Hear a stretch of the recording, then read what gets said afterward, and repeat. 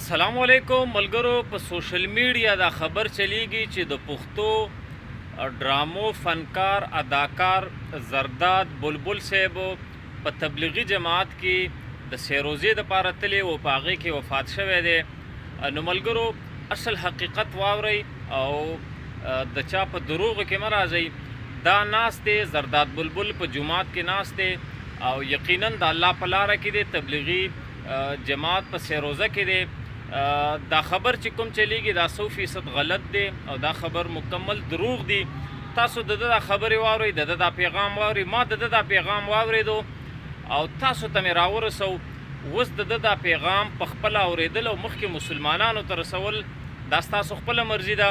د یو داسې پیغام مسلمانانو ته ورکړی دی، په جومات کې ناست دی، په منبر ناست دی او داسې یو پیغام یې ما ته پرېښی او تاسو ته یې پرېښی او ټولو مسلمانانو ته یې پرېښی چې دا اورېدل او بل مسلمان ته رسول دا یقینا په تاسو لازم دی. نو راځئ د دا خبرې واورئ او مخکې هر مسلمان ته ورسوئ.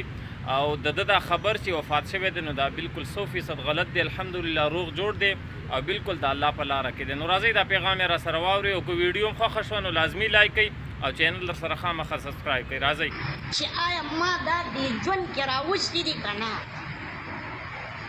هم هغه مونږ چې جمع سره 15 وخته مونځ کوو، الله تعالی په دې باندې تعالی 15 انعامه درکوي.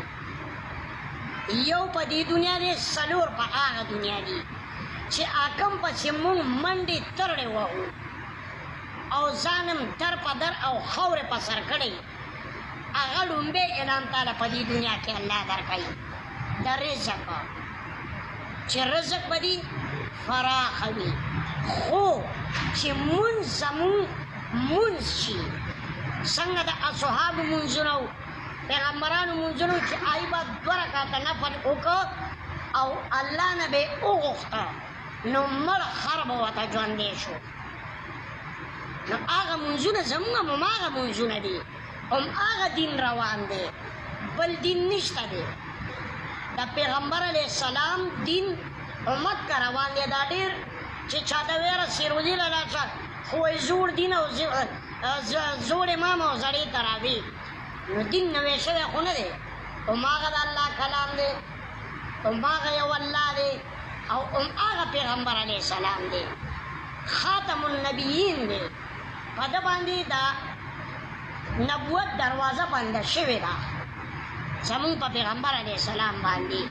نو که چرې مونږ مونځونه که زه دې دا سوچ وکړمه زما یو جرب پټی دی دا پروت دی، په دې کې زه څه کرم نه، نو دې ماله فصل خو به نه کوي که نه، چې زه پکې غنم وکرم نو دی ماله غنم کوي، که زه پکې جوار وکرم دی ماله جوار کوي.